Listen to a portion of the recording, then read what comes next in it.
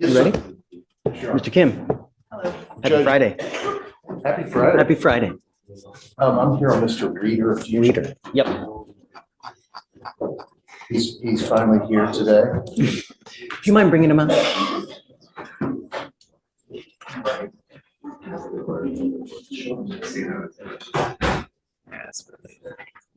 What's new?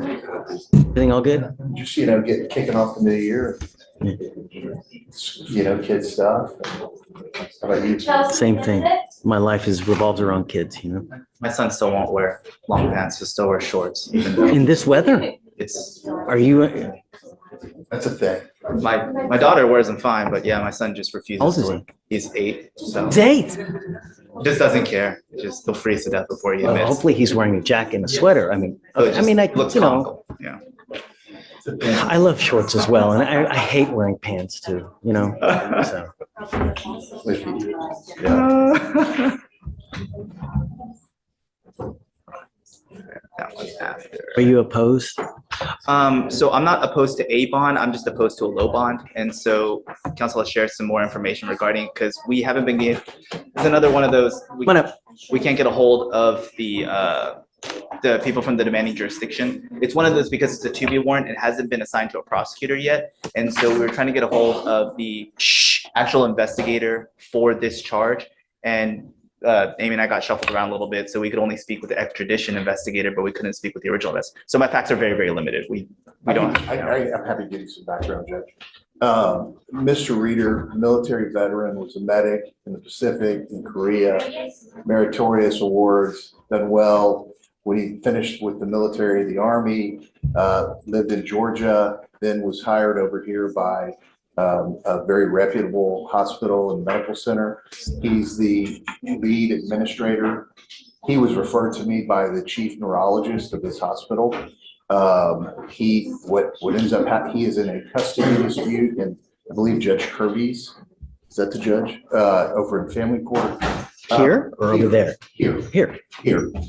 As this custody dispute sort of soured for his future ex-wife, he shows up at his hospital to go to work and is sworn and arrested on a warrant that he had no idea about. Apparently, this is some allegation that occurred in Georgia in June of 23. No report was made at the time. I think the state will confirm that. It wasn't until the custody issue here started to go south for his future ex.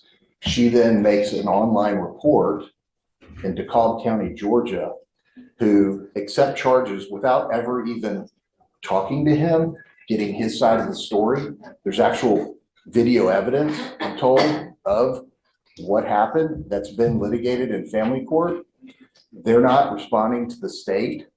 All we want is a low bond so he can go deal with this there. He's not a flight risk. He's not family here. He's obviously got a good job. His boss is the one who brought me in on this. And so, I don't want to ask for a dollar bond, but I ask as low as the court wants to go because it is a cash bond, and he's going to have to go hire a lawyer to deal with this. So you're not going to go represent him over there? I'm not going. I'm going to get. I know. I stay in my lane. Got it. We're going to find somebody in DeKalb County that will make this go away. So, Mr. Reader, you are wanted out of the state of Georgia for aggravated assault and cruelty to a child. What we have here is, I don't know you. I've never met you before, but my main concern are two. Are you a danger to my community? And number two, most importantly, are you going to go back to Georgia? I have to make the bond sufficiently high if I give you a bond so that you're going to go back, because you are, as everyone, it's an inherent flight risk because you're a fugitive from another state.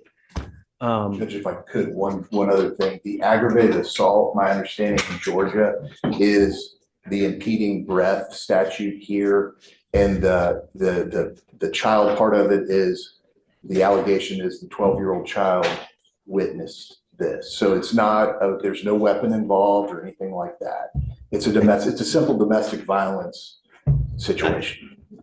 Any prior criminal history? No, he has no other history, Judge. And so I'm not able to confirm, but that seems logical in terms of when the warrant was dropped, but is correct. The charges, the Texas equivalent would be impeding breath, and I guess, I don't even know if we have. You don't know this with certainty that Oh, no, that's for the what, charges it is, but for the date, I don't have any other information. Like I said, I don't know, the actual, what the facts, yes, the strength. impeding breath, or whether it's a Impeding breath shooting a and- gun. And then cruelty to, it's strangulation, and the cruelty to child is the fact that the 12-year-old witnessed him allegedly strangling his wife.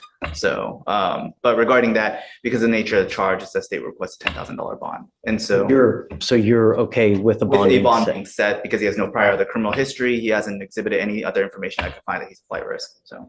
Okay. So state wants a $10,000 bond. What's your counter? My counter would be 1,000, Judge. He's not going anywhere. He's got a good job here.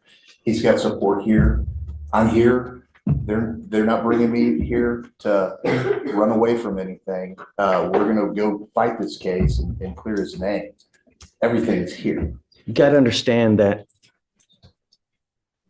if I set you a bond, we expect you to follow through, and there are very serious consequences. You're old enough to know that actions have serious consequences. And if you fail to act, I'm going to set you a bond, and we give you 14 days from the date of your release to go turn yourself into Georgia.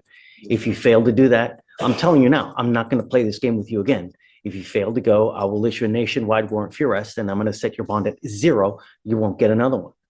Do you understand? Yes, Your Honor. I don't know. So he wants 10, you want 1,000. I'll set it at 5, Would you consider 2,500? Because my understanding, it's a cash bond. So we have to pay, we can't get a bondsman in here, pay the 10%. And he's gonna need money. I'll defer to the court. Sorry, I was working on the waiver withdrawal form because he waived in magistrate court, so I'm just working on the waiver withdrawal right now. But I defer to the court.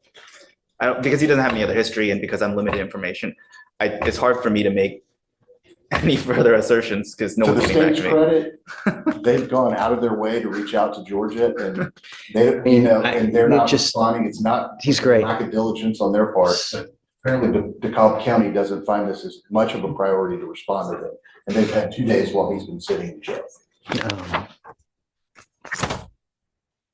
Okay, I'll acquiesce to the 2,500. Thank you, Your Honor. Moment, I have one form. Sign them all. Give me like 5 minutes. The only other thing that I'm going to counsel you is that you got to be careful, man. What you do impacts everyone around you, especially a child. Hell hath no fury like a woman scorned and a teenager out of control, because the teenagers that's out of control can make your life a living hell. And when they see that kind of, it impacts everyone. And I'm telling you, it reverberates, and it can just, like an infection, just grow out of control. 90% of the people in there now, no self-control. They get upset, they wig out, and they just go without thinking, hey, if I do this, what's going to happen? If I say this, what's going to happen? Just patience really goes a long way, All right, I'll set the bond at 2,500. Just be careful, man. All right? Okay, Mr. Doyle. Thank you, Your Honor. Thank you, Judge. Excuse. Yes, sir.